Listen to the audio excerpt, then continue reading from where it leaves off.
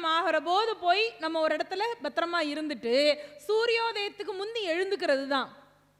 சூரியாஸ்தமனம் ஆகிற போது போய் அடைஞ்சிட்டு இப்படி கையில் வச்சு வெத்தலையில மை தடவுற மாதிரி இப்படி தடவிக்கிட்டே நடுராத்திரி 1:30 மணி வரைக்கும் உட்காந்துருந்துட்டு காலையில் 8-9 மணிக்கு எந்திரிக்கிறது பேர் அது மனிதனுடைய அந்த கிளாக் வைஸ் இல்லை. நீங்கள் போய் அங்கே சூரியாஸ்தமனத்துக்கு அப்புறம் ஒரு இடத்துல இருக்கீங்கன்னா அதுக்கப்புறம் உங்களுடைய ஓய்வு தான் அங்கே இருக்கணும். ஆனால் நம்மள பெரும்பாலானவங்க அதை செய்யறது கிடையாது. சரி, நாராயண பிராந்தர் என்ன பண்றாரு, இரவு நேரத்தில் அந்த மாதிரி மரத்தடியில் படுத்து தூங்குறாரு. அதிகாலையில் பட்சி இனங்கள் எழுந்து சத்தம் கொடுக்குற போது இவரும் எழுந்துக்குவார். அவசர அவசரமாக எந்திரிப்பாராம். அதுதான் அலாரம் கிளாக் அவருக்கு. அலாரம் அடித்த உடனே வேகமாக நம்ம எந்திரிப்போம். எதுக்குடா வேகமாக எந்திரிக்கிறான் அப்படின்னா எந்திரிச்சு போய் அதை அணைச்சிட்டு வந்து படுத்துக்குவோம். அதானே நம்ம இப்போ செய்கிறோம். ஆனால் நாராயண பிராந்தர் அந்த பக்ஷியினங்களுடைய சத்தம் கேட்ட உடனே வேகமாக எந்திரிச்சு எங்கேயோ அவசரமாக ஒரு வேலைக்கு போகிறாரா அப்படின்னா அவர் செய்கிற வேலை தான் வித்தியாசமான வேலை. என்ன பண்ணுவார்னா, இந்த பெரிய குன்று ஒன்று அங்கே இருக்கும். இந்த குன்றுக்கு கீழே ஆறு போய் கொண்டிருக்கா, அந்த இடத்துல நிறைய பெரிய பெரிய பாறாங்கல் இருக்குங்க, பெருசு பெருசா, மனுஷனால நகர்த்தவே முடியாது. அந்த பாறாங்கல்ல இவர் ஒத்தையாளா மலையோடைய கீழ்ப்பக்கத்துல இருந்து பிடிச்சி தள்ளி தள்ளி தள்ளி தள்ளி தள்ளி தள்ளி மேலே கொண்டு போவாராம். அப்படி செய்வாரு. மேல உச்சிக்கு கொண்டு போனதுக்கு அப்புறமா அங்க கொண்டே வைப்பாரான்னு பார்த்தா இல்ல, மேல இருந்து அந்த பாறையை திருப்பி உருட்டி விட்டுருவாரு. கீழே இருந்து மேலே கொண்டு போறது, மேலே இருந்து கீழே கொண்டு வர்றது. அப்ப அந்த ஆற்றங்கரையில சுத்தி வயல்வெளியில வேலை பார்த்துட்டு இருக்கிற மக்களுக்கு இதை பார்க்கிற போது என்ன நினைப்பாங்க, யாரோ ஒரு பிராந்தன் பைத்தியம் இங்கேருந்து கல்லை தள்ளிட்டு போவானா, மூச்சை முட்டிட்டு அங்கேருந்து கீழே உருட்டி விடுவானா, இது என்ன அப்படின்னு எல்லாரும் அவரை கேலி பேசி பிராந்தன்னு பேர் வச்சுட்டாங்க. இது அவருடைய தினப்படியான வேலைங்க. இதை பண்ணுவாரு. கல்லை உருட்டி விட்ட பிறகு அவர் ஊருக்குள்ள கிளம்பி வருவார். யாராவது ஒரு இல்லறத்தான் வீட்டில் போய் வாசல்ல நின்று ஒரு அந்த தாய்மாரை பார்த்து பிக்ஷை கேட்பார்.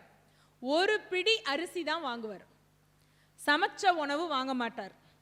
வேற பொருட்கள் கொடுத்தா வாங்க மாட்டார். அரிசி மட்டும்தான் வாங்குவார். அதுவும் ஒரு வீட்டில் ஒரு பிடிச்ச பிடி அரிசி மட்டும்தான். ஒரு சின்ன பாத்திரம் வச்சிருப்பார், அதில் போடுவாங்க, வாங்கிட்டு நகர்ந்துருவார். அது மாதிரி ஒரு 2-3 வீடு தான். நீங்கள் துறவரத்தினுடைய ஒரு முக்கியமான ஒரு ரூலில் ஒன்று, கண்டிஷனில் ஒன்று என்னன்னா, பவதி பிக்ஷாந்தேகி சொல்லி உஞ்சவிருத்தி எடுத்து தான் சாப்பிடணும். அதுவும் 3 வீட்டுக்கு மேலே சாப்பிடக்கூடாது, வாங்கக்கூடாது.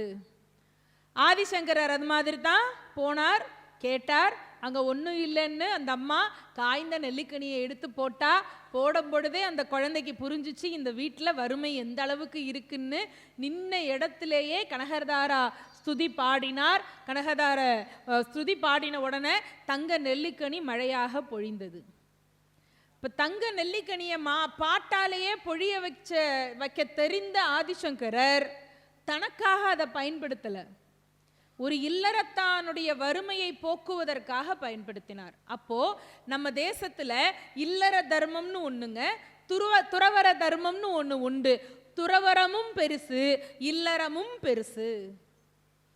இல்லறம் மேற்கொள்ளக்கூடியவர்களுடைய பெரிய கடமை என்னன்னா, எந்த துறவரம் பூண்ட துறவிகள் வந்தாலும் அவர்களை ஆதரிப்பது என்பது அவனுடைய முக்கியமான கடமைகள்ல ஒண்ணு.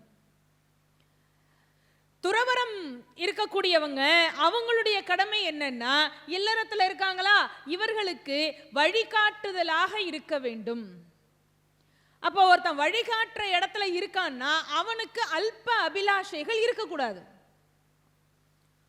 இப்போ எவ்வளவு கிளீனான வாழ்க்கை முறை இங்க கொடுக்கப்பட்டிருக்கு பாத்தீங்களா? சரி, இப்போ நாராயண பிராந்தர் ஒரு வீட்டு வாசல்ல போய் நின்று அரிசி வாங்குறார். ஒரு பிடி அரிசி அந்த அம்மா போடுறாங்க. அது மாதிரி இன்னும் 2 வீட்டில் வாங்குறார். வாங்கும்போது அந்த அரிசியை பார்த்த உடனே தெரிஞ்சு போகுது தனக்கு இன்னைக்கு சாப்பாட்டுக்கு அந்த அரிசி போதும்னு. அந்த எடுத்துட்டு வருவார். அவர்கிட்ட வேற எந்த பொருளும் கிடையாது. இப்போ அந்த அரிசியை சாதமாக்கணுமா, அதை பொங்கணுமா, என்ன பண்ணுவார்னா அவரு குளத்தங்கரைக்கு வருவார். குளத்தங்கரையில் இந்த அன்றாடம் கூலி வேலை செய்யக்கூடிய மக்கள் அவங்க என்ன பண்ணுவாங்க, காலையிலேருந்து வேலை செஞ்சுட்டு சாயங்காலம் கூலி வாங்கிட்டு வந்து கடத்தருவில் விற்கிற உப்பு புளி சாமானை வாங்கிட்டு வந்து குளத்தங்கரையில் கல் வச்சு அடுப்பு மூட்டி ராத்திரி தான் சுடுசோறு சாப்பிடுவாங்க. கூலி வேலை செய்கிறவங்க பார்த்துருக்கோமா? ஒரு புளிக்குழம்போ ஒரு தொகையலோ ஏதோ ஒன்று வச்சு ஒரு சுடுசோறு செஞ்சு சாப்பிடுவாங்க. மிச்சம் சாப்பாட்டில் தண்ணீர் ஊற்றி வச்சு காலையில் அதை எடுத்துகிட்டு போவாங்க. அவ்வளவுதான் நம்ம சாப்பாடு இருந்துச்சு. 2 வேளை தான் இருந்துச்சு. இப்போ நாராயண பிராந்தர் அங்கேருந்து வர்றாரு. அவர் கையில் இப்போ ஒரு சட்டியில் அரிசி இருக்கா, அதுக்கு தண்ணீர் ஊற்றுவார். நெருப்பு மட்டும் இவர் மூட்டுறது கிடையாது. எவனோ ஒருத்தன் ஒலை வச்சிருப்பானாங்க சாப்பாட்டுக்கு, அடுப்பை மூட்டி மேலே பாத்திரம் வச்சுருப்பாங்கல்ல. இவர் என்ன பண்ணுவார், அந்த மக்கள் கூட்டத்துக்குள்ளே போயிட்டு அந்த ஒலை பாத்திரத்தை தூக்கி வெளியில் வச்சுட்டு இவர் கையில் உள்ள அரிசி ஒலை பாத்திரத்தை அதில் வச்சிடுறது. இதை போய் யாரும் கேட்கவும் முடியாது. எல்லாருக்கும் கோபம். நம்ம கஷ்டப்பட்டு விறகு வச்சு அடுப்பை மூட்டி ஒலை வச்சா இந்த மனுஷன் ஒலைக்கே ஒலை வச்சுட்டு போயிடுறானே, எப்படி ஒலைக்கே ஒலை வச்சுட்டு போயிடுறானே, இது எந்த விதத்தில் நியாயம் அப்படின்னு ஒருத்தருக்கு ஒருத்தர் பேசிக்குவாங்க. யாருக்கும் அவர்கிட்ட போய் கேட்கறதுக்கு பயம். ஒரு நாள் ஒரு ஆர்வக்கோளாறு ஒரு ஆள் என்ன பண்ணிட்டான், நேராக போய் ஓய் சாமி என்ன நீ இப்படி பண்ணுற அப்படின்னு கேள்வி கேட்டான். கேள்வி கேட்டதோட மட்டும் இல்லாமல் நீ எடுத்துகிட்டு போய் அவன் பாத்திரத்தை அப்படின்னு அடிக்க கை வாங்கினான் பாருங்க, கை அப்படியே நின்றுச்சு. இதை பார்த்ததுலேருந்து எல்லாருக்கும் பயம். ஆஹா இந்த மனுஷன் கிட்டேயே போகக்கூடாதுன்னு பேசாமல் இருந்துட்டாங்க. கையை தூக்கி அப்படியே நிறுத்தினதோட மட்டும் இல்லை, அவன் ஐயோ அம்மானு அலர்ன உடனே மறுபடியும் சிப்பா அப்படின்னாரு, கை கீழே வந்துருச்சு. சித்தர்கள் வாக்கு, சிப்பா அப்படின்னாரு, வந்துட்டான். அதுக்கப்புறம் இந்த திசை பக்கமே யாரும் போகிறது கிடையாது. சாப்பாடு பொங்குவார்.